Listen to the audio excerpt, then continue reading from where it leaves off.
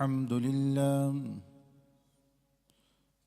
لله عدد خلقه ورضا نفسه وزنة عرشه ومداد كلماته ومنتهى علمه، ونشهد أن لا إله إلا الله وحده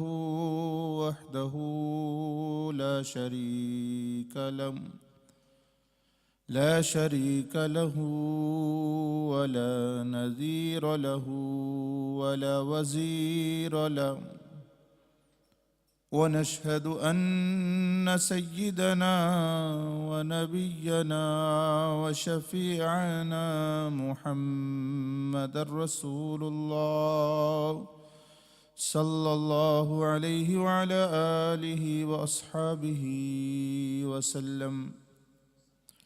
أما بعد، فأعوذ بالله من الشيطان الرجيم.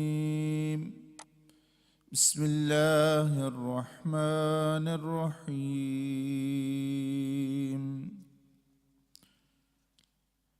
إذا السماء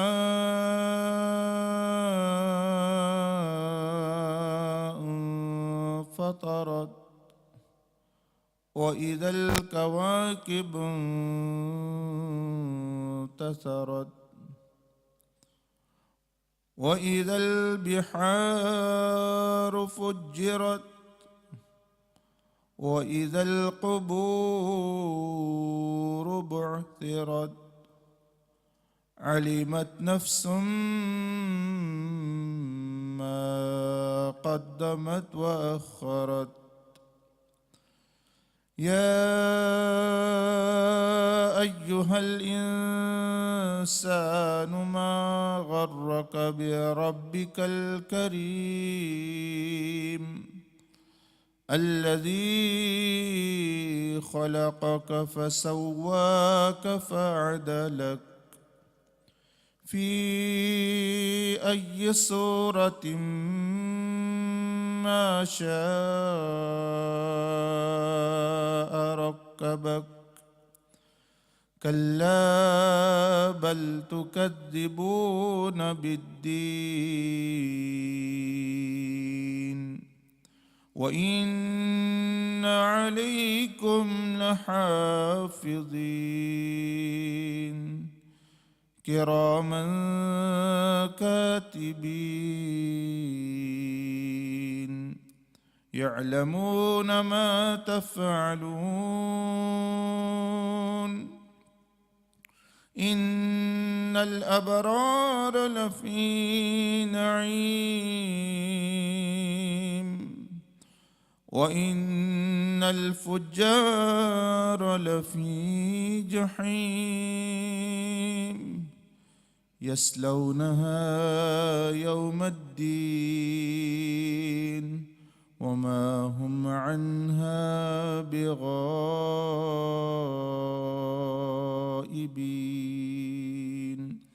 وما أدراك ما يوم الدين ثم ما أدراك ما يوم الدين.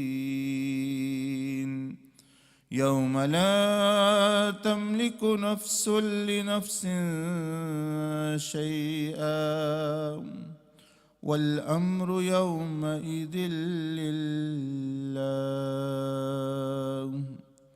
آمنت بالله صدق الله العظيم.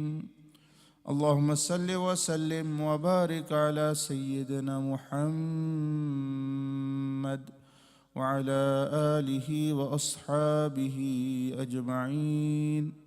السلام علينا وعلى عباد الله الصالحين.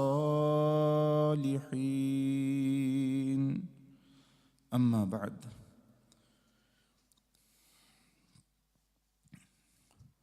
قرآن مجید وہ کلام ہے کہ جو روح کی غذا ہے۔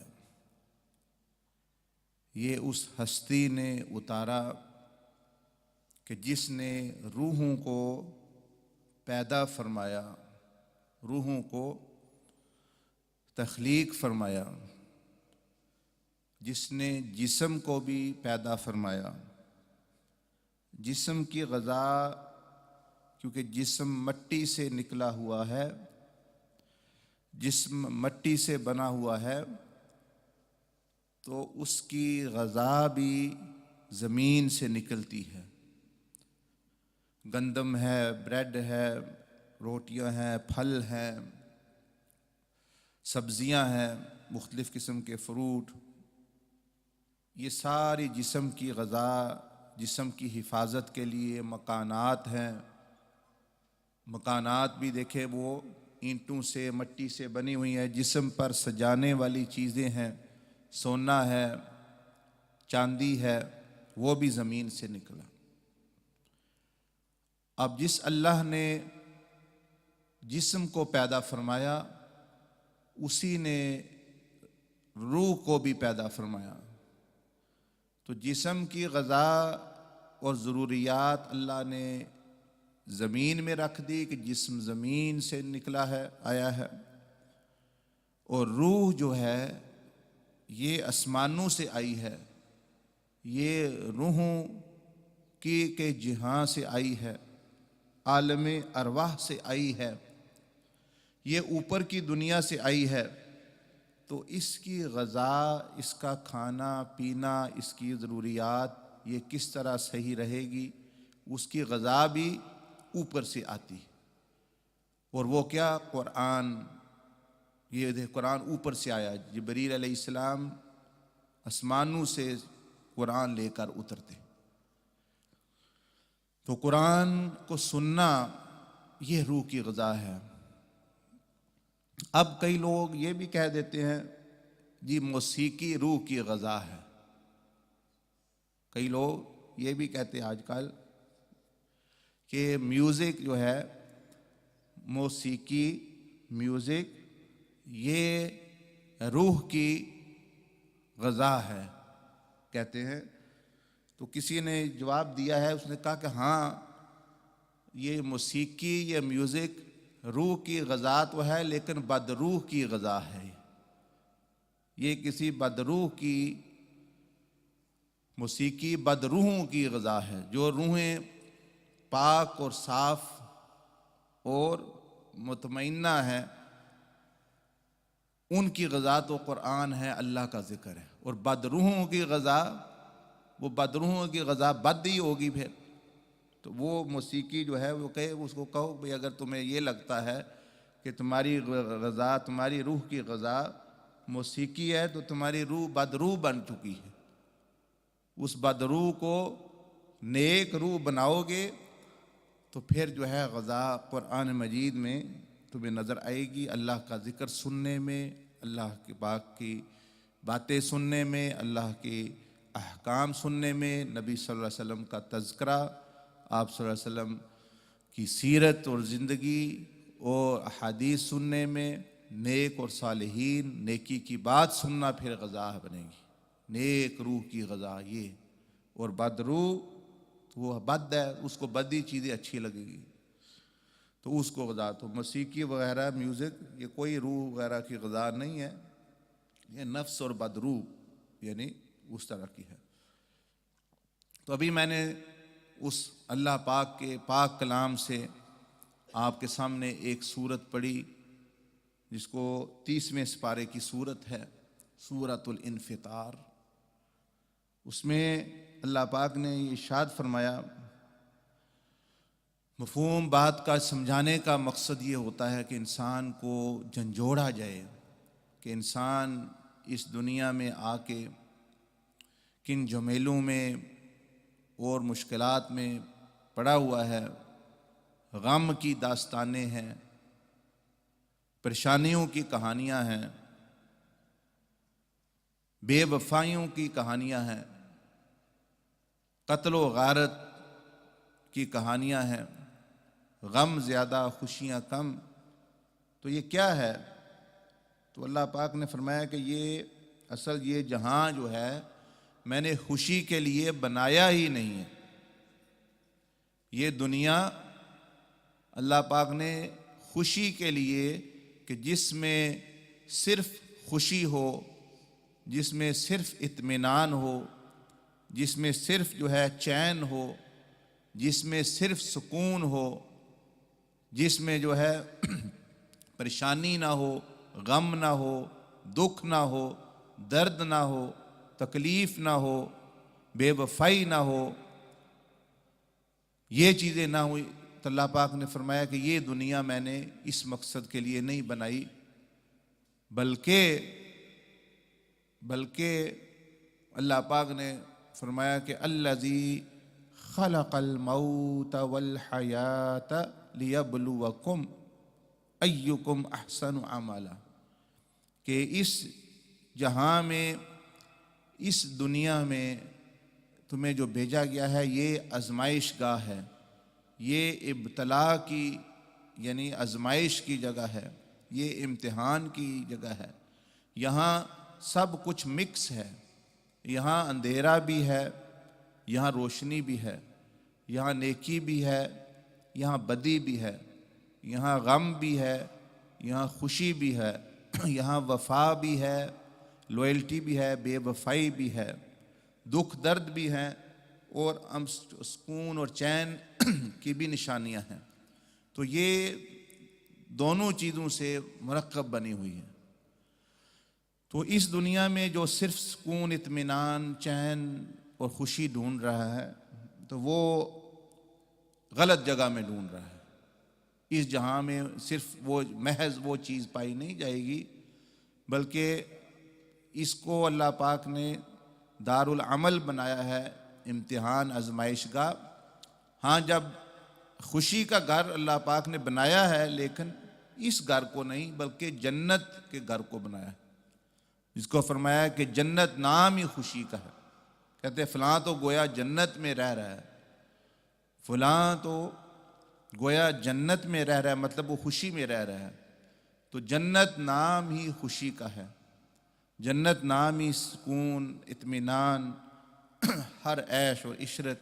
اللہ پاک نے قرآن مجید میں فرمایا وَلَكُمْ فِيهَا مَا تَشْتَهِي أَنفُسُكُمْ، اس میں سب کچھ وہ ہوگا جس کو تمہارا نفس، تمہارا دل چاہے گا، تمہارا نفس چاہے گا، سب کچھ ہوگا.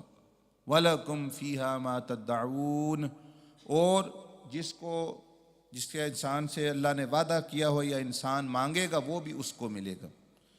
لیکن وہ گھر، وہ جگہ آخرت کی، جنت کی. تو اس دنیا میں یعنی مکس ہر چیز، خوشی غم. آخرت میں روشنی جنت میں آ جائے گی. صرف جنت میں رات نہیں ہے، جنت میں رات نہیں ہے، جنت میں اندھیرا نہیں. تو روشنی جنت میں آ جائے گی، نور، اور اندھیرا جہنم میں چلا گیا. جہنم میں روشنی نہیں. دوزخ کی آگ بھی کالی ہے. کتابوں میں آتا ہے کہ اس کو 1000 سال اللہ پر جب پیدا کیا تو 1000 سال جلایا اس کو، 1000 سال زبردست طریقے سے اس کو جلایا کہ وہ آگ جو ہے وہ سرخ تھی. پھر 1000 سال جلایا تو وہ گویا اس کا رنگ بدل گیا. پھر 1000 سال جلایا تو پھر اس کا رنگ بدل کے کالا ہو گیا، سیاہ ہو گیا. تو اب وہ آگ، جس طرح آپ دنیا میں آگ آپ کو یلو، ریڈش، سرخ نظر آتی ہے، پیلی، وہ آگ نہیں ہے جہنم کی. جہنم کی آگ سیاہ ہے، کالی ہے، اس کے شعلے بھی کالے ہیں، دھواں بھی کالا ہے. تو روشنی جنت میں اور اندھیرا دوزخ میں. دنیا میں مکس ہے. دنیا میں دیکھیں رات بھی آ رہی ہے، دن بھی آ رہا ہے، رات بھی آ رہا ہے، دن بھی آ رہی ہے، دن بھی آ رہا ہے. لیکن آخرت میں تقسیم کر دیا کہ دوزخ میں اندھیرا چلا گیا اور جنت میں روشنی. اسی طرح اس میں دنیا میں دکھ ہے، تکلیف ہے اور سکھ بھی ہے. لیکن آخرت میں دکھ جو ہے وہ دوزخ میں، دکھوں کا گھر وہ بن جائے گا اور سکھ کا گھر جنت بن جائے گا. سکھ جو ہے وہ جنت میں چلا گیا. اسی طرح جو ہے سکون اور بے سکونی، یہاں تو مکسچر ہے، کبھی سکون آ گیا کبھی بے سکونی آ گئی، لیکن آخرت میں صرف سکون ہی سکون جنت میں اور بے سکونی ادھر.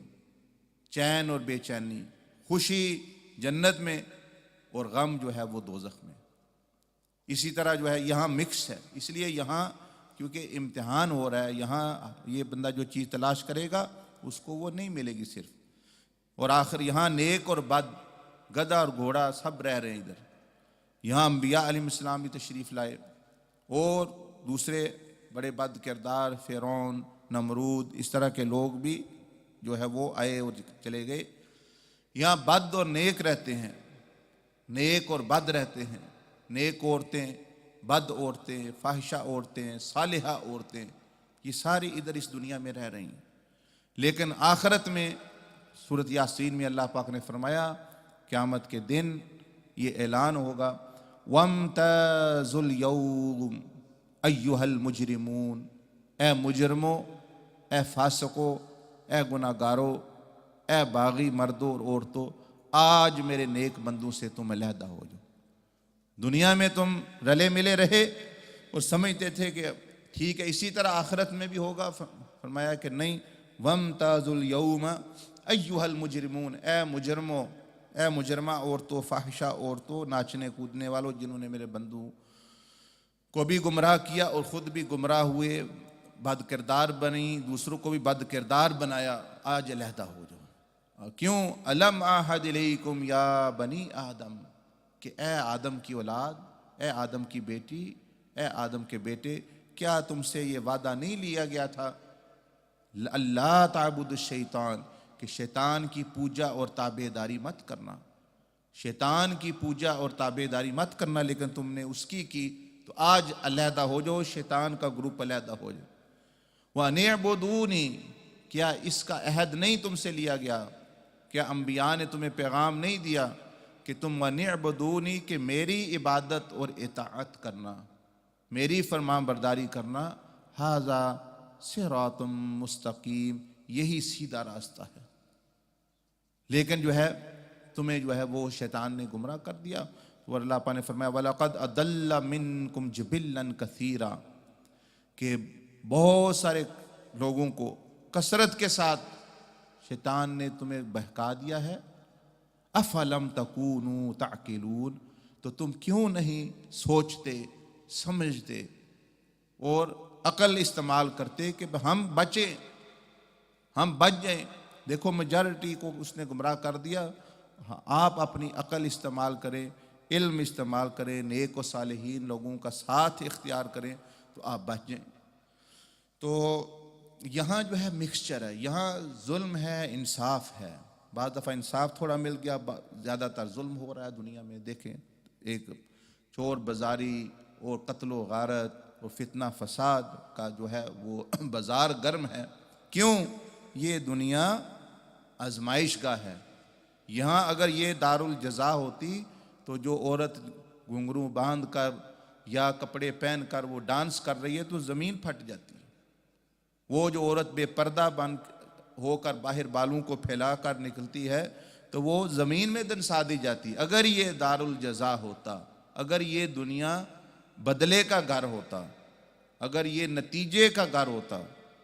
اور اللہ پاک نے فرمایا قرآن مجید میں وَلَوْ يُؤَاخِذُ اللَّهُ النَّاسَ بِمَا كَسَبُوا مَا تَرَكَ لَوْ يُؤَاخِذُ بِمَا كَسَبُوا مَا تَرَكَ عَلَى ظَهْرِهَا مِن دَابَّةٍ، کہ یہاں اگر یہ میں قیامت کے بجائے یہاں لوگوں کو پکڑنا شروع کر دوں ان کے اعمال بد پر، ان کی بری عادتوں پر، ان کے غلط اپنے جسموں کو غلط استعمال پر، آنکھوں کو غلط استعمال پر کے غلط استعمال پر، کانوں کے غلط استعمال پر، زبان کے غلط استعمال پر، اور اپنے جسم و بے حیائی کے کاموں کو جو وہ کرتے ہیں لوگ، اگر میں یہاں پکڑوں ما ترک علی ظہرہا من دابہ، تو زمین پر ایک بھی جاندار چلتا ہوا نظر نہ آئے.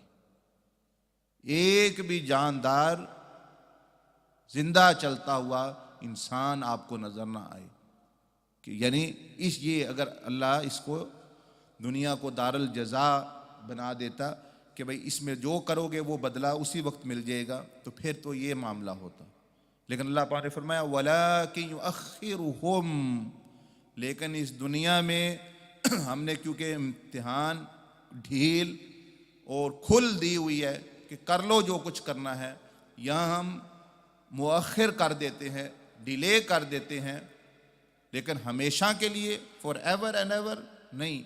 وَلَٰكِن يُؤَخِّرُهُمْ إِلَىٰ أَجَلٍ مُّسَمًّى، لیکن ایک مقررہ مدت تک، ایک مقررہ وقت تک میں مؤخر یعنی ڈیلے کر دیتا ہوں، ٹائم دے دیتا ہوں بندوں کو کہ جب، اور وہ کیا ہے؟ وَلَٰكِن يُؤَخِّرُهُمْ إِلَىٰ أَجَلٍ مُّسَمًّى، ایک محدود وقت تک میں ڈیلے کر دیتا ہوں. وہ کون سا وقت ہے؟ ان اجل اللہ اذا جاء لا یؤخر، کہ وہ وقت ہے موت کا، وہ وقت ہے موت کا یا اللہ کی پکڑ کا.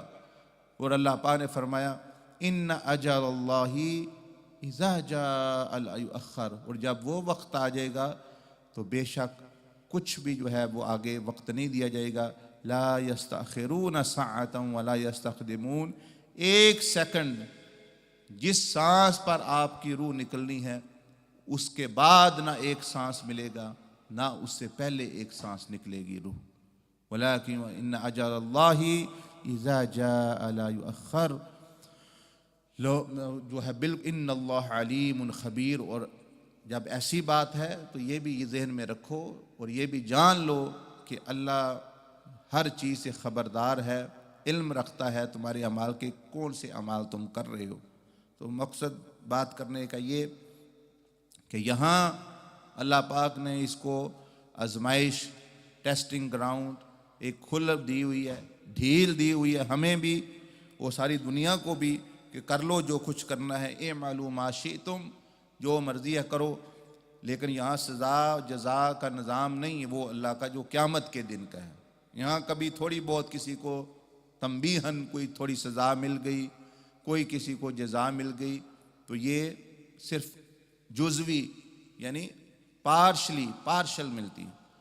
اصل جزا اور اصل جو نیکی کا بدلہ ہے وہ تو قیامت کے دن ملے گا. اس لیے اس کو کہتے ہیں یوم الدین، بدلے کا دن. بدلے کا دن ہر ظالم و فاسق اور گناہ گار کو بدلہ ملے گا اگر اللہ رحم نہ کرے، فضل نہ کرے. اور ہر نیکوکار کو اس کی نیکی کا، اس کی قربانیوں کا، اس نے جو زندگی میں جو اپنا قربانیاں دی ہیں اللہ کی راہ میں، اس کا بدلہ وہاں ملے گا، یہاں نہیں. یہاں یہی ہے کہ بندہ اللہ کی اطاعت اور نبی صلی اللہ علیہ وسلم کی فرما برداری کرتا ہوا وہ جو ہے چلا جائے.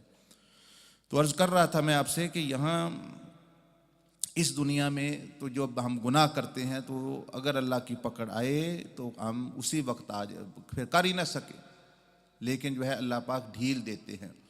تو اس صورت میں جو میں نے آپ کے سامنے پڑھی، اللہ پاک نے فرمایا کہ اے انسان دیکھو اذا السماء انفطرت، ایک وقت آنے والا ہے کہ جب یہ آسمان ہی پھٹ جائے گا. تم جس دنیا کے لیے لگے ہوئے ہو اور جس جہاں کے اوپر مٹ گئے ہو، جس جہاں کے اوپر مر رہے ہو اور اسی کے اوپر سب کچھ تم اپنا لگا رہے ہو، تو میں خالق کائنات تمہیں بتا رہا ہوں کہ اس وقت کیا ہوگا، اس وقت کیا بنے گا، کہاں جاؤ گے، کہاں سے تم یہ عیش و عشرت اور یہ لاؤ گے. اذا السماء انفطرت، کہ جب آسمان ہی جو ہے وہ پھٹ جائے گا.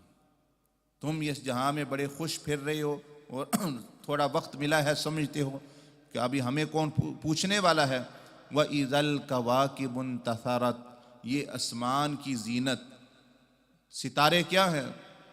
اللہ پاک نے قرآن مجید میں فرمایا وَلَقَدْ زَيَّنَّا السَّمَاءَ الدُّنْيَا بِمَصَابِيحَ، ہم نے دنیا کے آسمان کو، یہ جو آسمان اوپر نظر آتا ہے آپ کو رات کو، ہم نے دنیا کے آسمان کو ستاروں کے ساتھ زینت دی، خوبصورتی دی، کہ وہ اچھا لگتا ہے، ورنہ تو بندے کو خوف آتا ہے جب آسمان کی طرف بندہ دیکھے، اندھیرا ہی اندھیرا تو وہ خوف آتا ہے۔ لیکن آپ جب ایسے ملکوں میں جائیں جہاں آپ بادل نہیں اتنے، رات کو جیسے گرم ملک ہیں، سعودی عربیہ ہے، پاکستان، ہندوستان اور دوسرے ممالک جو ہیں، کتنا خوبصورت آسمان لگتا ہے رات کو کہ ستارے کی وجہ سے۔ تو اللہ پاک نے فرمایا کہ ستاروں کو میں نے زینت والا بنایا ہے آسمان کی، بسم اللہ الحمدللہ، زینت بنایا ہے آسمان کی۔ یہ اس لیے نہیں ہے کہ تم اپنی زندگیوں کے حساب کتاب لگاؤ ان سے، زندگیوں کے حساب کتاب لگاؤ ان سے، یہ اس لیے نہیں ہے کہ بھئی تم یہ دیکھو کہ ہمارے جو ہے یہ خوشی آنے والی ہے، یہ غم آنے والا ہے، ہمارا سال کیسے گزرے گا۔ بھئی ستارے کو کیا پتہ، ستاروں کو کیا پتہ، وہ تو اس ذات کو پتہ جس نے زندگی پیدا کی ہوئی ہے۔ ستارہ تو خود آگ ہے، یہ سورج کیا ہے، یہ خود آگ ہے، یہ ستارے بھی آگ ہیں، یہ تو آگ ہے، وہ اس کو کیا پتہ آپ کیا کر رہے ہیں کیا نہیں کر رہے ہیں۔ تو وہ اللہ پاک کا ایک نظام ہے، اس کی مختلف حکمتیں ہیں۔ ایک وجہ اللہ پاک نے فرمائی کہ میں نے بنایا ہے اس کو خوبصورتی کے لیے۔ اور اس صورت میں اللہ پاک نے فرمایا وَإِذَا الْكَوَاكِبُ انتَثَرَتْ، اور جب ستارے جھڑ جائیں گے، ایسے جیسے جھڑ جاتی کوئی چیز چھن چھن کر کے کہ بے نور ہو کر یہ جھڑ جائیں گے۔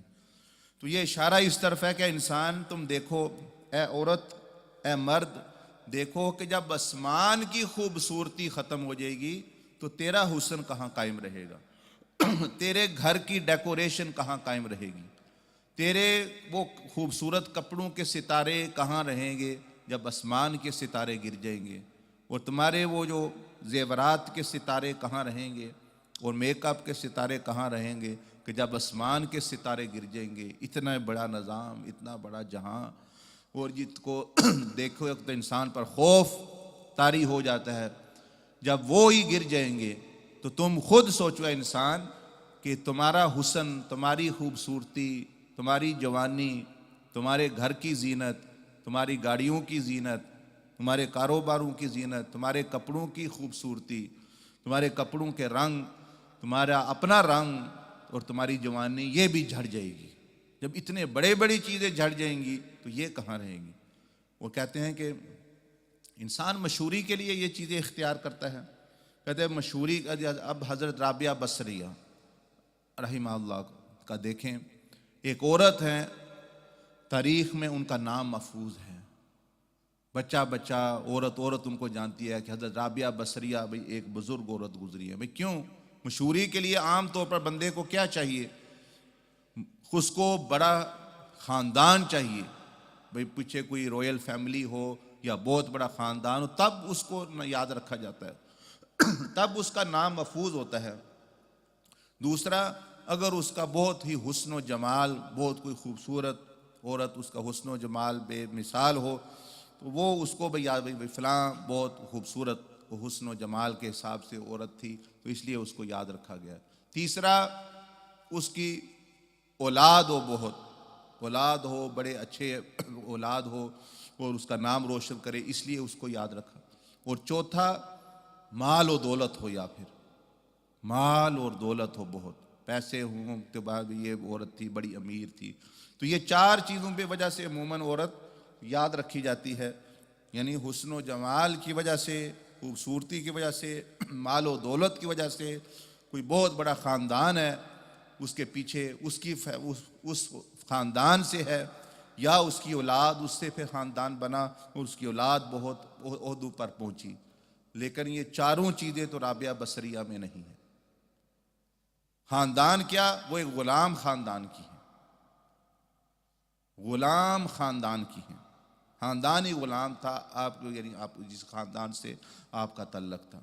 خوبصورتی تو کیا، آپ حبشے کے علاقے سے تھی، حبشیہ تھی، آپ کا رنگ جو ہے وہ سیاہی مائل جو ہے اور اپنا رنگ تھا، جیسا کہ حبشہ کے لوگوں کا ہوتا ہے، حضرت بلال رضی اللہ تعالیٰ عنہ کا اور حبشہ کے لوگوں کو رنگ، وہ آپ کا رنگ تھا، خوبصورتی بھی نہیں۔ اولاد آپ کی ہوئی نہیں، آپ یعنی بے اولاد تھی، بھانج تھی۔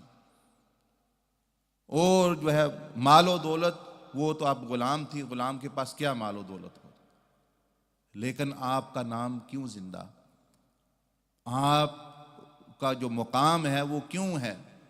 بھئی یہ چاروں چیزیں اس میں نہیں ہیں، نہ ان کے کپڑے بہت خوبصورت، نہ ان کے زیور بہت خوبصورت، نہ وہ حسن و جمال، نہ وہ گاڑیاں، نہ وہ چیزیں، لیکن سب عورتیں ماشاءاللہ جانتی ہیں کہ وہ کہتی ہیں وہ بہت بڑی عورت گزری ہے، بڑا ادب کرتی ہے، وہ بچے بھی نہیں ہیں، شادی ہوئی جوانی میں آپ بیوہ بھی ہو گئی، اور جب آپ کی شادی ہوئی، جب خاوند تھے تو وہ بتاتے ہیں کہ بھئی آپ ہر رات کو غسل کرتی، کپڑے پہنتی، خاوند کے پاس جاتی کہ میری خدمت کی کوئی ضرورت ہے تو نہیں، تو وہ فرماتے کہ پھر یا مسلح ہوتا، پھر یا رابعہ بصریہ ہوتا، رات اللہ کے ہاں عبادت کرتے، پھر وہ خاوند بھی فوت ہو گیا، آپ بیوہ ہو گئیں، تو آپ کی نیکی اور تقوی کی وجہ سے ایک بہت بڑے بزرگ اس زمانے کے امام حسن بصری رحمت، وہ ہیں جو حضرت علی کے شاگرد ہیں، نبی صلی اللہ علیہ وسلم کے گھر ان کو پالا ہے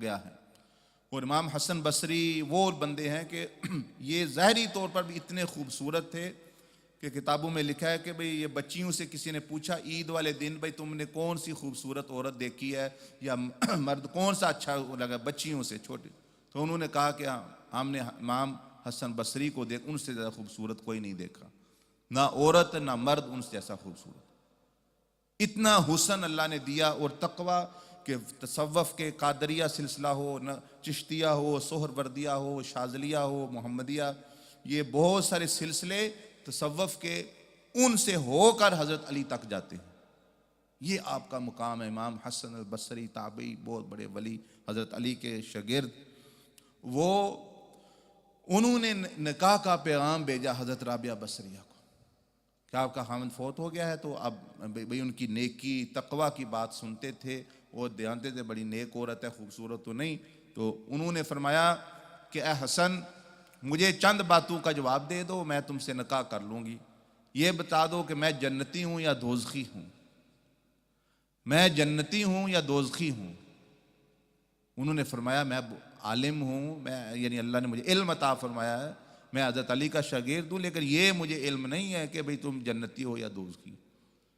پھر انہوں نے کہا کہ یہ بتاؤ قیامت والے دن نہ اس دنیا سے جاتے ہوئے میرا ایمان پر خاتمہ ہوگا یا کفر پر ہوگا، میں ایمان پر مروں گی، نیکی پر مروں گی، یا کفر پر یا گناہگار مروں گی۔ انہوں نے کہا یہ بھی مجھے علم، یہ تو نہیں میں بتا سکتا، یہ میرے علم میں بات نہیں۔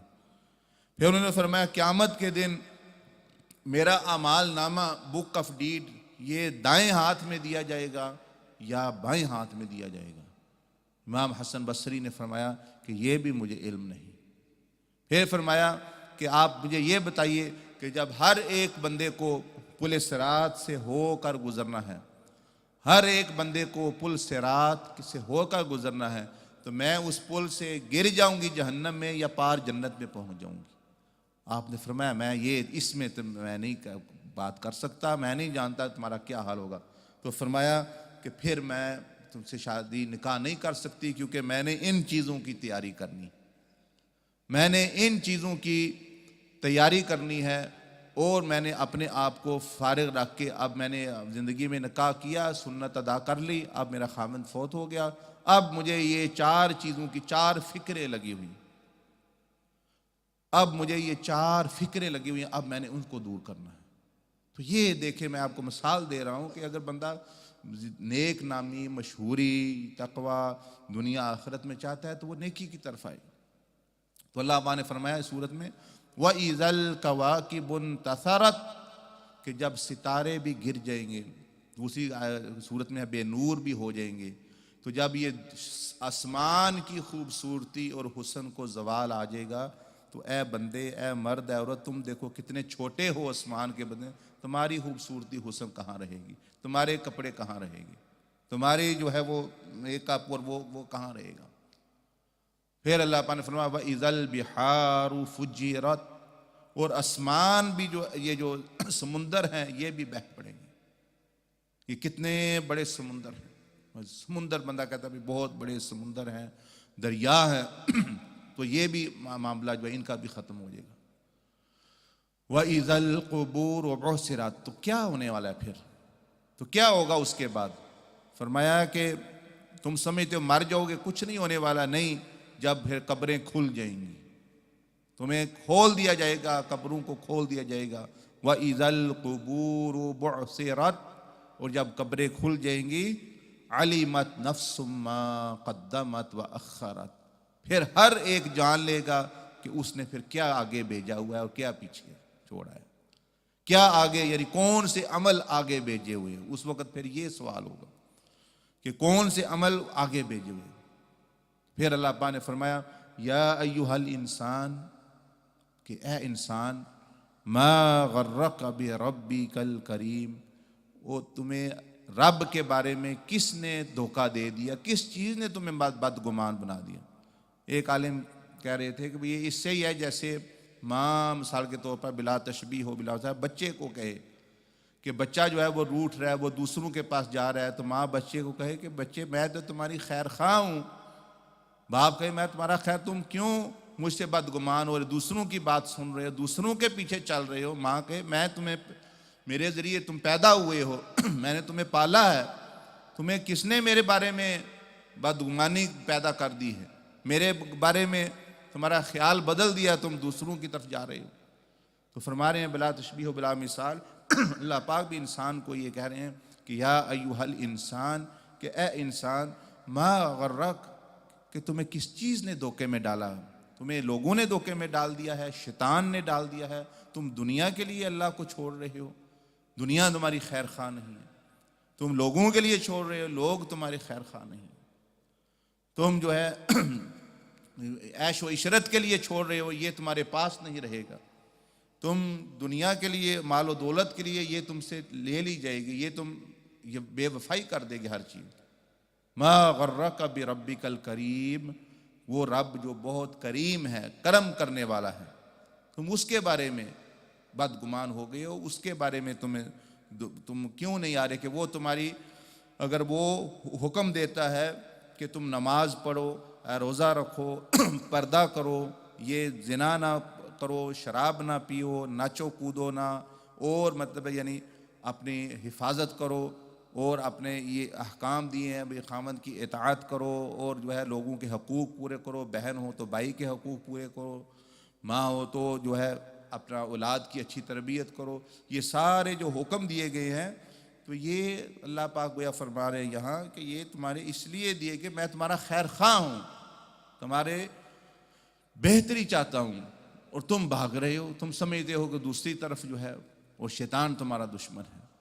الذی خلقک فسوی، اس نے تو پیدا کیا، شیطان نے تو نہیں پیدا کیا، وہ تمہارا خیر خواہ نہیں بن سکتا، وہ تمہاری بہتری چاہنے والی دنیا نہیں بن سکتی، دنیا تو بس اپنا لالچ آپ سے حاصل کرے گی، لوگ اپنی ضروریات پوری کریں گے، اور جب ان کی ضرورت پوری ہو گئی تو وہ مالٹے کی طرح وہ یعنی کھا کر آپ کو پھینک دیں گے، چھلکے کی طرح پھینک دیں گے، رس نکال کے جب وہ چھلکا رہ گیا وہ آپ نے پھینک دیں گے واپس۔ الذی خلقک فسواک فعدلک فی ای صورت ما شاء رکبک، دیکھو اللہ نے تمہیں کتنا خوبصورت بنایا ہے، تمہیں انسان بنایا ہے، تمہیں جانور نہیں بنایا، تمہیں جو ہے گدھا گھوڑا یہ ان میں سے کوئی چیز نہیں بنایا، یہ اللہ نے تمہیں پیدا کیا، وہی تمہیں حکم دے رہا ہے تو تم آ جاؤ، اس میں بہتری ہے، نہیں آؤ گے تو پھر ہزاروں سال لاکھوں سال رو گے جہنم میں، چیخو گے، چلاؤ گے، دردوں میں زہروں میں ڈوبو گے، آگ کی نہروں میں غوطے کھاؤ گے، تمہیں کوئی پوچھنے والا نہیں ہوگا۔ تو اب تمہارا رب تمہیں پکار رہا ہے۔ کہتے ہیں کہ حضرت یونس علیہ السلام جب مچھلی کے پیٹ میں تشریف لے گئے تو جب باہر نکلے تو پیچھے قوم نے وہ توبہ کر لی تھی، کیونکہ جب یہ بستی انہوں نے قوم کو بتایا کہ عذاب آنے والا ہے، تم بن جاؤ، اچھے بندے بن جاؤ، تو وہ بات نہیں سنتے تھے، تو یہ پھر وہاں سے بستی سے نکل آئے کہ اب یہاں تو عذاب آئے گا اللہ کا۔ جب یہ نکل گئے تو قوم نے صبح دیکھا کہ بھئی کوئی وہی یونس علیہ السلام تو وہ تو نہیں ہے، اور دور دور سے ایسے آثار نشانیاں ظاہر ہوا عذاب کی، جس طرح اب قوم نے کہا اب کیا کریں، ادھر بھاگے، پتہ کیا وہ تو بستی میں نہیں، وہ اور زیادہ ڈر گئے کہ اب وہ بھی چلے گئے ہیں، تو اب وہ کوئی جو کہتے تھے عذاب وہ نہ آ جائے۔ تو قوم نے کیا کیا، ان کے پاس اور تو کچھ نہیں تھا کرنے کو، انہوں نے کیا کیا، انہوں نے بچوں کو ماؤں سے جدا کر کے، جانوروں کو بھی ایک بہت بڑے میدان میں لے گئے، مرد بھی بہت بڑے میدان میں چلے گئے، جانور بھی، عورتیں بھی، اپنے مرد بھی لے گئے، بچوں کو، چھوٹے چھوٹے دودھ پیتے بچوں کو ماؤں سے علیحدہ کر دیا، جانوروں کو جو ہے وہ اپنے بچوں سے علیحدہ کر دیا، اور مرد اور عورتیں چیخ رہے، چلا رہے ہیں، اللہ سے معافی مانگ رہے ہیں، پیغمبر چلے گئے۔ تو وہ تو مچھلی کے پیٹ میں چلے گئے، تو اللہ پاک نے ان پر رحم کر دیا، اللہ پاک نے ان کی توبہ قبول کر لی۔ تو جب حضرت یونس علیہ السلام مچھلی سے پیٹ سے نکلے تو اللہ پاک نے فرمایا کہ میرے بندے یونس، یہ جو رستے میں ایک کمہار نظر آیا جو برتن بنا رہا ہے، کمہار یعنی وہ جو برتن بنا رہے ہیں، گلاس بنا رہے ہیں اور طرح طرح کے جو ہے پلیٹیں بنا رہے ہیں، تو اس طرح کے وہ کمہار تھا، اس نے گھڑے بنا بنا کے ایسے باولز رکھے ہوئے تھے، گھڑے۔ تو اللہ پاک نے فرمایا یونس علیہ السلام کو کہ اس کو کہو کہ ایک گھڑا توڑ دے، ایک گھڑا اٹھا کے، وہ جو بنایا ہوا ہے اس نے بنا بنا کے 10-15 رکھے، بنا کے اٹھا کے توڑ دے۔ حضرت یونس علیہ السلام گئے، اس کو کہا کہ یہ ایک گھڑا توڑ دو۔ اس نے کہا میں کیوں توڑوں، میرا دماغ پھرا ہوا ہے، میں نے تو بنایا ہے، میں نے تو گھڑا بنایا ہے، میں کیوں توڑوں اس کو، میں نہیں توڑوں گا۔ تو اللہ پاک نے پھر حضرت یونس علیہ السلام کو فرمایا کہ اے میرے بندے یونس، میں نے بھی اپنے بندوں کو پیدا کیا ہے، اگر یہ توبہ کریں، شکر کریں، تو میں کبھی ان کو عذاب دینے والا نہیں، نہ تو توڑنے والا نہیں، یہ تو میری پیاری مخلوق ہے، میں نے ان کو خود پیدا کیا ہے۔ گھڑا بنانے والے کمہار کا دل نہیں چاہتا توڑنے کے، اور میں نے یہ جو انسان کو اتنا بنایا شاہکار مخلوق کا، تو اس کو میں عذاب نہیں، تو تیری قوم نے توبہ کر لی ہے، جا اپنی قوم کی طرف واپس۔ تو اللہ پاک تو اتنا غفور رحیم ہے، جو بندہ پلٹنا چاہے۔ تو یہی ہم آپ کو میسج دیتے ہیں کہ اگر آپ کی زندگی بدل گئی ہے تو پھر اس پر قائم رہیں، اور دوسروں کو اس پر قائم رہنے کے لیے دوسروں کو دعوت دیں۔ اگر نہیں بدل رہی، بار بار آپ گناہوں میں، شیطانوں میں، شیطانی رستے میں مشغول ہیں، گناہوں سے بچنے نہیں ہو رہا، نیکی کرنی مشکل ہو رہی ہے، وہ گناہ کے ماحول سے جو ہے نکلنے نہیں ہو رہا، تو پھر آپ طریقہ محمدیہ وہ کشتی ہے، وہ شپ ہے، جس میں بیٹھ کر بندہ اس دنیا کے سمندر سے، گناہوں کے سمندر سے نیکی کے جزیرے کی طرف جا سکتا ہے، نبی صلی اللہ علیہ وسلم کی سنت کے ملک کی طرف جو ہے وہ جا سکتا ہے، اللہ کے قرب کی طرف۔ پھر وہ اس طریقہ سے، طریقے کا مطلب بھی میتھڈ ہوتا ہے، میتھڈ، طریقہ، یعنی جیسے سالن بنانے کا طریقہ ہے، پیزا بنانے کا طریقہ ہے، تو یہ بھی طریقہ سیکھ لے۔ نہ تو اس کی دیکھو کوئی پابندی کی جاتی ہے، بھئی آپ نے فیس دینی ہے، ڈاکٹر کے پاس بھی جاتے ہیں فیس لیتے ہیں وہ، اچھا پھر وہ کہتا ہے رجسٹریشن ہونی پڑے گی، ممبرشپ بھی نہیں ہے، پھر بیعت بھی نہیں ہے، تو کیا ہے پھر، آپ کو کس چیز نے روکا ہوا ہے؟ تو یہ اپنا دعوت ہے آپ کو، بہنوں میں سے جو بہنیں پہلی دفعہ آئی ہیں، دوسری بہنیں، ان کو انفارمیشن دیں کہ بھئی اگر آپ سیکھنا چاہتی ہیں تو یہ ہے اپنا طریقہ کار، اور اس کی مجالس ہوتی ہیں۔ اور ابھی میں انشاءاللہ ختم کر دیتے ہیں بیان، اور اس کے بعد تھوڑا درود و سلام اور ذکر کریں گے۔ اس سے پہلے آپ نے کوئی سوال کرنا ہے تو کر لیں، ورنہ پھر جو ہے انشاءاللہ دعا کرتے ہیں۔ بسم اللہ۔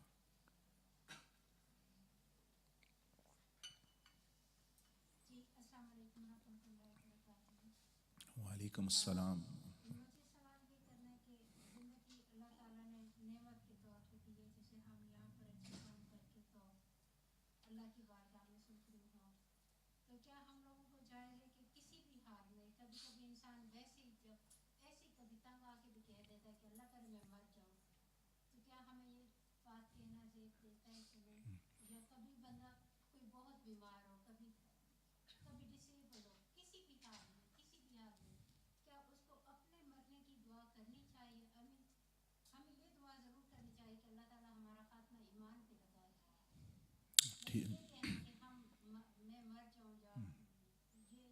ٹھیک ہے، ٹھیک ہے، ہاں جی، اس کا جواب یہ ہے کہ بہن نے سوال کیا ہے کہ بھی بعض دفعہ بندہ دنیا میں مختلف مشکلات کی وجہ سے، ڈسیبلٹی کی وجہ سے، پریشانی کی وجہ سے زندگی ہے تو نعمت، لیکن بعد میں مصیبت، غم، بے وفائیاں اور ساریاں یہ چیزیں مل کے، کیا یہ جائز ہے کہ بندہ یہ کہے کہ بھئی خواہش کہے کہ میں مر جاؤں اور جو ہے میں اس دنیا سے چلا جاؤں، یہی بہتر ہے، میں جب اپنا خاتمہ میرا ہو جائے اور اللہ مجھے لے جائے دنیا سے، کیا یہ بھئی جائز ہے؟ چلو خاتمہ ایمان کی تو دعا کرنی چاہیے، لیکن کیا یہ مرنے کی خواہش کرنا، مرنے کی دعا کرنا، مرنے کی تمنا کرنا پریشانی کی وجہ سے، ڈسیبلٹی کی وجہ سے، زندگی کے مشکلات کی وجہ سے جائز ہے یا نہیں؟ تو یہ سوال ہے۔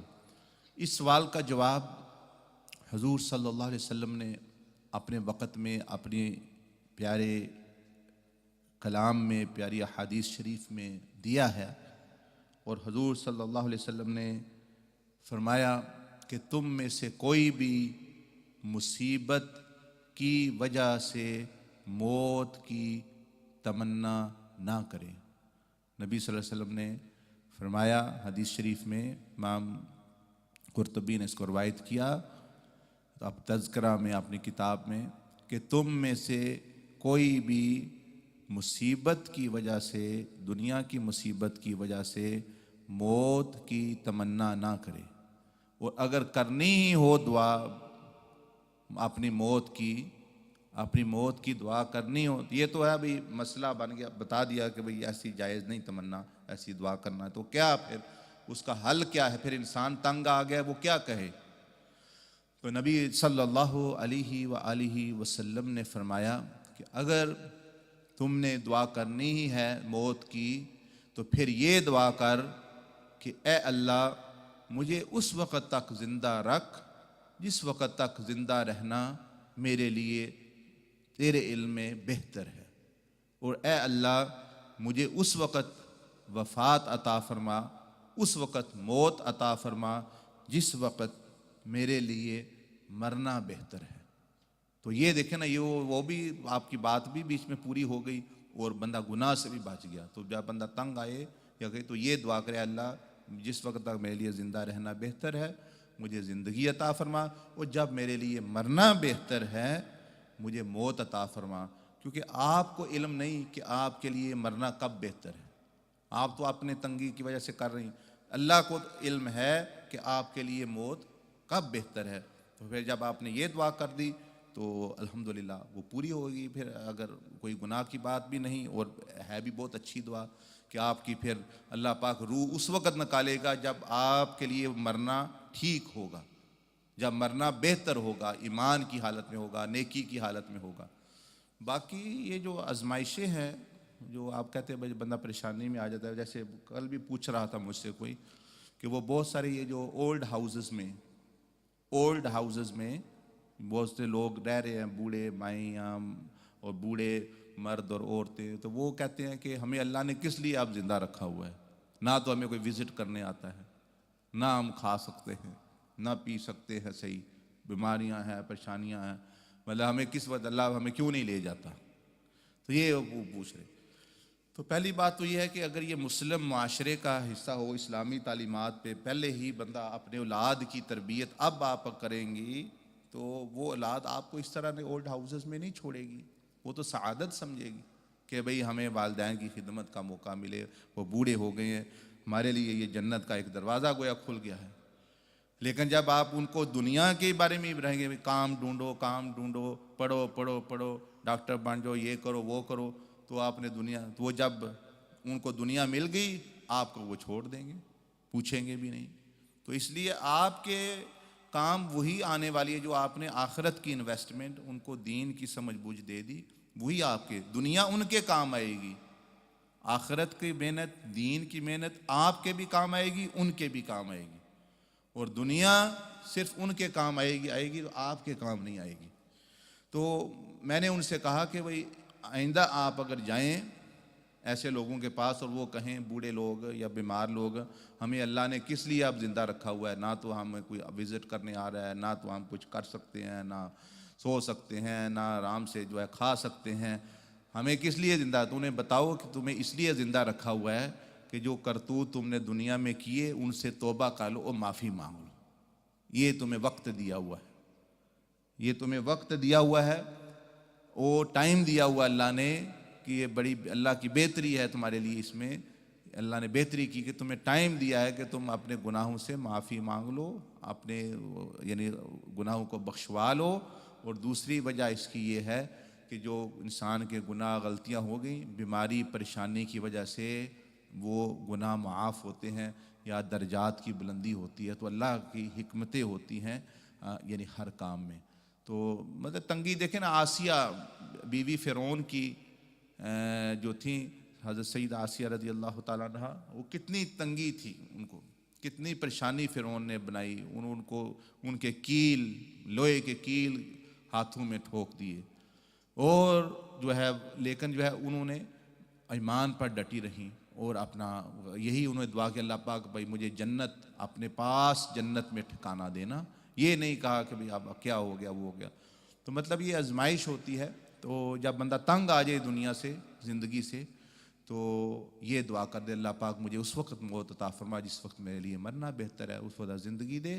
اور اس مصیبت پریشانی جس میں ہے وہ, اس سے یہ دیکھے کہ بھئی مجھے اگر خامن تنگ کر رہا ہے تو یہ سمجھ جائے کہ بھئی کس مخلوق سے دل نہیں لگانا چاہیے. کوئی بھی جو ہے وہ وفادار نہیں ہے, ہر ایک جو ہے وہ ایک نہ ایک درجے میں جو ہے وہ چھوڑ دیتا ہے. اگر لوگ تنگ کر رہے ہیں تو لوگوں کو دل سے نکال دے. اگر دنیا مال و دولت کی وجہ سے نقصان ہو گیا ہے تو دنیا کی محبت جو ہے وہ نکالنے کی کوشش کرے کہ بھئی یہ چیزیں اس قابل نہیں تھی کہ میں نے اپنا ٹائم, اپنا ذہن اور اپنا جو میری ابیلٹیز تھیں, صلاحیتیں تھیں, میں نے ان کو دی, یہ میری مس یوز کر رہی ہیں, اب اللہ کی طرف دینا شروع کر دے. تو انشاءاللہ اس کے لیے بہتری آ جائے گی انشاءاللہ. اور دنیا کا وقت ہے ہی تھوڑا, زندگی سے گزر ہی جانا ہے, بڑی جلدی گزرتا ہے. اور جو چند سال رہ گئے بندے کے یا کچھ عرصہ جو ہے وہ اس طرح گزار لے انشاءاللہ, تو پھر جو ہے فائدہ ہی فائدہ ہے اس کو.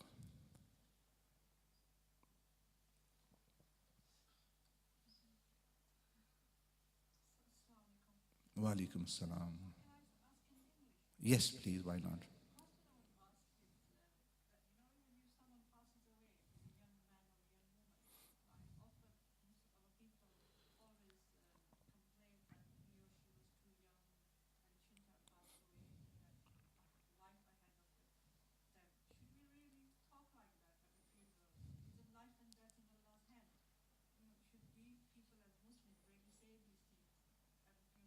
Okay.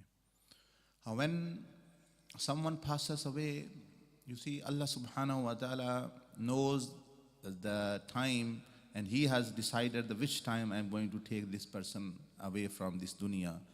So, like you said, that some people say that he was too young to die and he has a life ahead of him, etc., that they are speaking because of their limited knowledge which they have. They think in the normal sense, because their idea is person is born, he gets young, he gets youthful age, then he gets adult, he'll get married, and then he'll have children, and then he'll become granddad, and then actually somehow he'll going to die. This is the normal routine which is in their mind, because they think the person has come for this reason.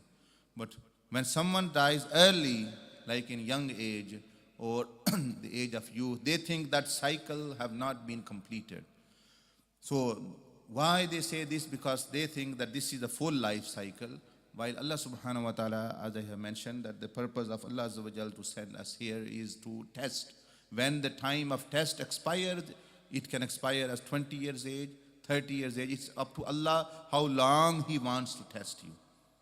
He hasn't created us for children or other people, because if it was, then definitely everyone would have died after they have completed their cycle at the old age.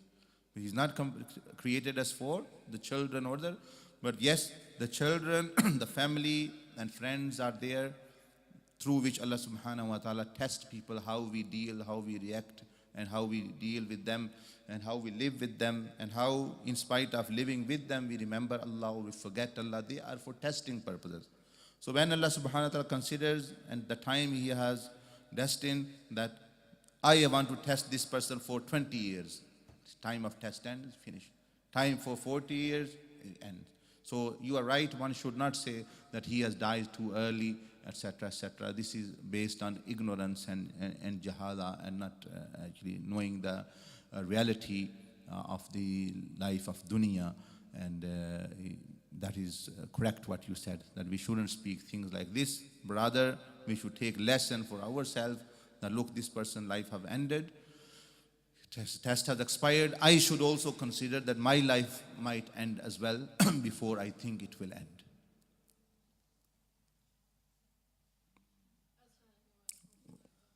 Wa alaikum salam wa rahmatullahi wa barakatuh.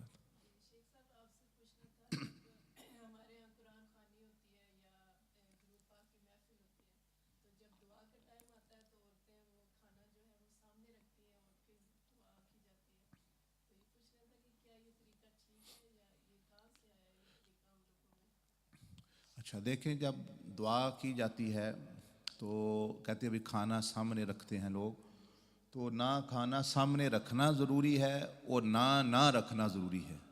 اس میں بھی یہ ضروری نہیں کہ بھی آپ کھانا جی پانی سامنے آئے تو تب ہم دعا کریں گے، نہ ہی اگر کسی نے نہیں رکھا ہوا تبھی وہ کیوں نہیں آپ نے رکھا ہوا، تو اس کے ساتھ کوئی تعلق نہیں. بہرحال جو لوگ عام طور پر رکھتے ہیں وہ اس لیے رکھتے ہیں کہ وہ اس وقت، کیونکہ بعض دفعہ لوگ قرآن پڑھتے ہیں اور یا کوئی دعا وغیرہ پڑھتے ہیں تو وہ بھی کھانے میں برکت آ جائے اس کی، تو وہ اس لیے شاید جو ہے وہ لوگ پڑھتے ہیں. لیکن اس کا ایصال ثواب کے ساتھ جو ہے وہ کوئی تعلق نہیں کہ بھئی ثواب نہیں پہنچے گا، یا ہوگا تو زیادہ پہنچے گا، نہیں ہوگا تو نہیں پہنچے گا.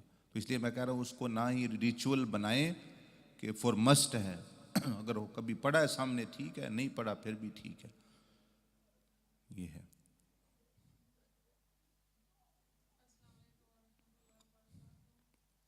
وعلیکم السلام.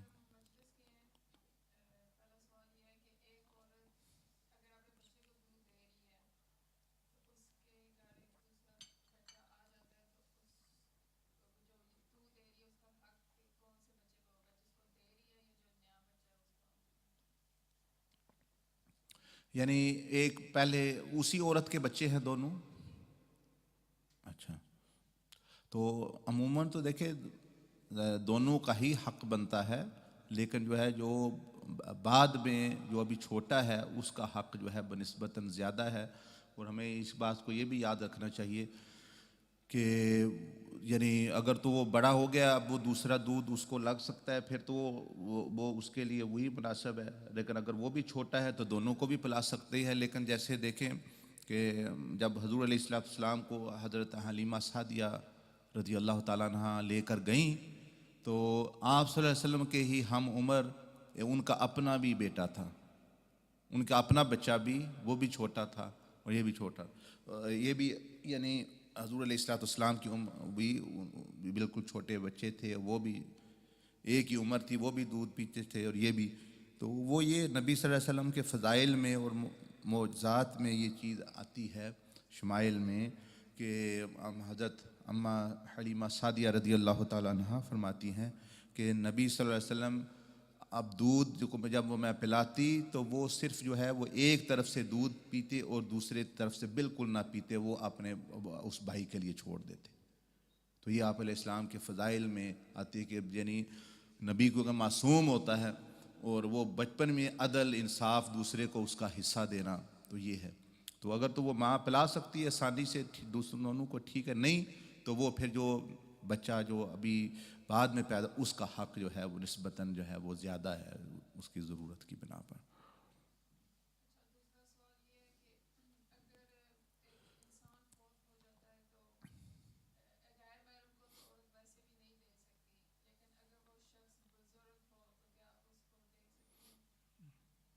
یعنی بڑی عمر کا بندہ ہو. ہاں نہیں دیکھیں غیر محرم جو ہے وہ غیر محرم ہے، تو اور بڑی عمر کے لیے تھوڑی گنجائش جو ہے، جیسے بوڑھی عورتوں کے پردے کے لیے تھوڑی گنجائش ہے، لیکن بہتر ہے وہ اپنا احتیاط ہی کرے. اس کو اگر غیر محرم ہے، بڑی عمر کا ہے بزرگ یعنی، تو پھر بھی اس کے لیے وہ غیر محرم ہی ہے.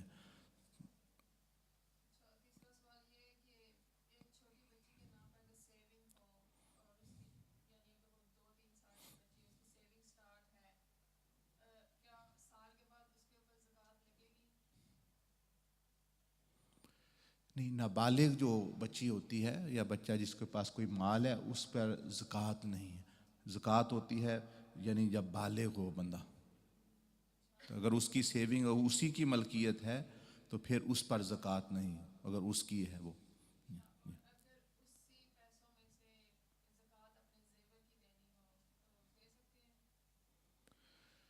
یا پیسے اس کو دے دیے انہوں نے تو پھر تو اس کے پیسے کیسے استعمال کریں گے وہ؟ یا تو پھر دیے ہی نہیں اس کو.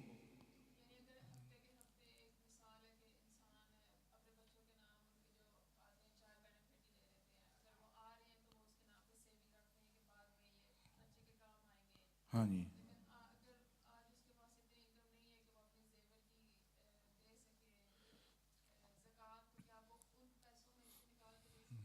ہاں، ان پیسوں میں سے تو نکال کے نہیں، اگر اس نے وہ اس کو دے دیے ہیں بالکل تو اس میں سے تو نہیں، لیکن جو اب نیا بینیفٹ آ رہا ہے تو اس سے وہ دے دے، پھر نہ جمع کرائے اس میں. اور جی جی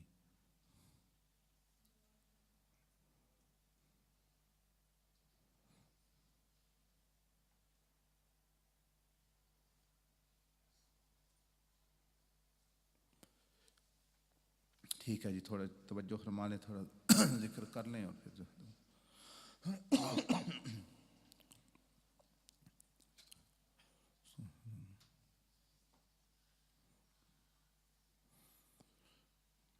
بسم اللہ الرحمن الرحیم. استغفر اللہ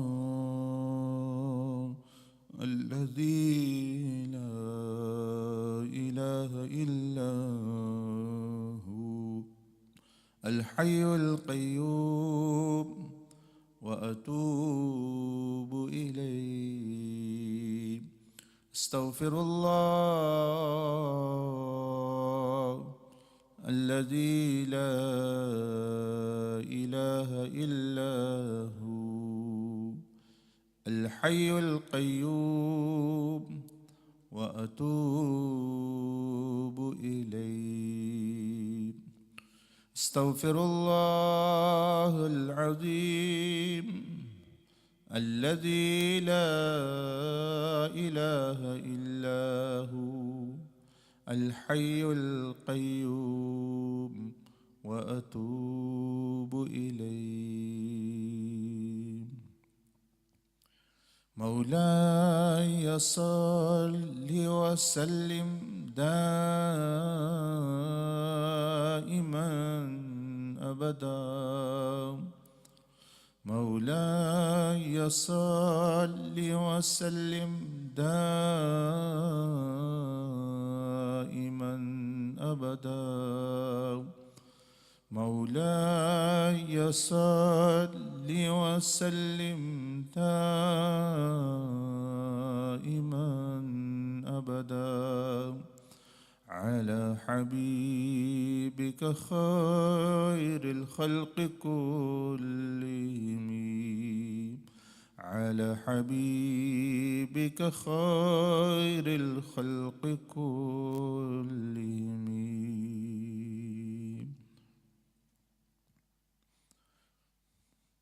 لا إله إلا الله.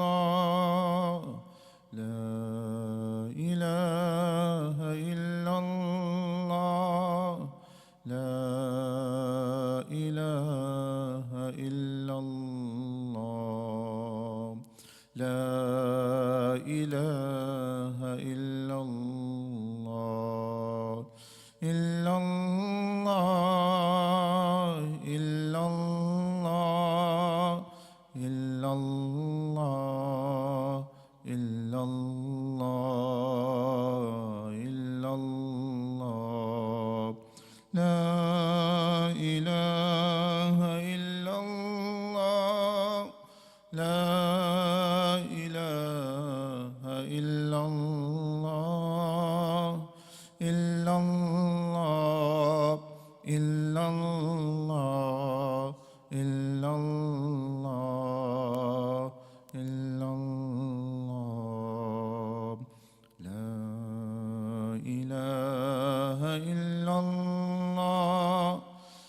محمد رسول الله لا إله إلا الله محمد رسول الله صلى الله الله الله الله الله الله الله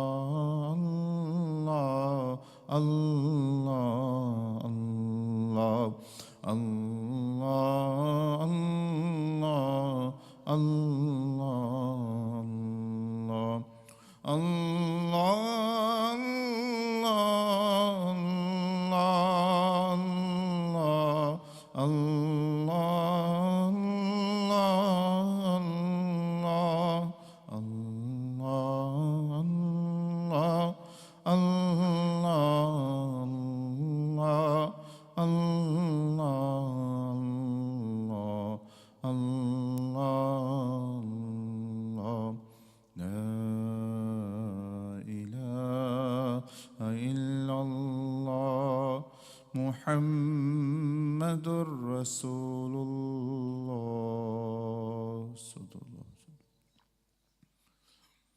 هو الله الذي لا إله إلا هو هو الله الذي لا إله إلا هو هو الله الذي لا إله إلا هو لا إله إلا هو لا إله إلا هو لا إله إلا هو إلا هو إلا هو إلا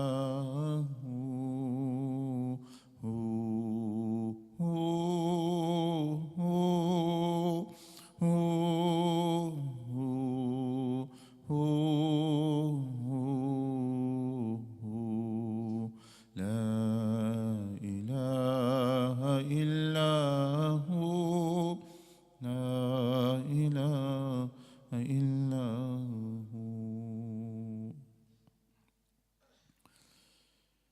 لا إله إلا الله الملك الحق المبين الملك الحق المبين الملك الحق المبين الملك الحق المبين الملك الحق المبين الملك الحق المبين الملك الحق الملك الحق الملك الحق الملك الحق الملك الحق الملك الحق الملك الحق الملك الحق لا إله إلا الله الملك الحق المبين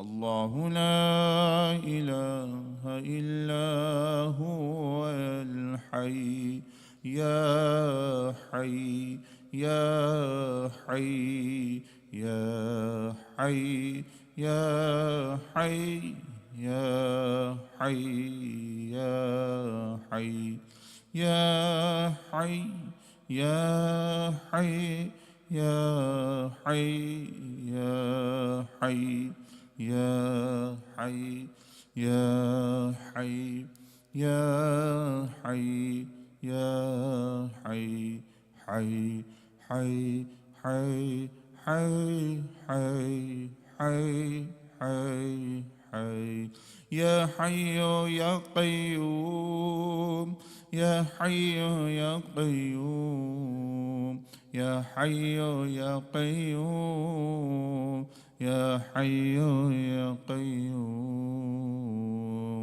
القيوم القيوم القيوم القيوم القيوم القيوم القيوم القيوم القيوم القيوم لمن الملك اليوم لله الواحد القهار يا قهار يا قهار يا قهار يا قهار يا قهار يا قهار يا قهار يا قهار يا قهار يا قهار يا قهار يا قهار يا قهار يا قهار لمن الملك اليوم لله الواحد القهار استغفر الله الذي لا إله إلا هو الحي القيوم وأتوب إليه اللهم صل على سيدنا ومولانا محمد وعلى آله وأصحابه وسلم الحمد لله رب العالمين اللهم صل وسلم وبارك على سيدنا محمد وعلى آله وأصحابه أجمعين ربنا ظلمنا أنفسنا وإن لم تغفر لنا وترحمنا لنكونن من الخاسرين يا حي يا قيوم برحمتك نستغيث أصلح لنا شأننا كله ولا تكلنا إلى أنفسنا طرفة عين یا ارحم الراحمین ہمارا یہاں اکٹھا ہونا، خاص طور پر مائوں بہنوں کا آنا یا رب اپنی بارگاہ میں قبول فرما. مجلس کو، درود و سلام کو، ذکر کو، نصیحت کرنے سننے کو ہمارے لیے ذریعہ نجات آخرت میں بنا، دنیا میں یا ارحم الراحمین اپنی رضا کا ذریعہ اس کو بنا.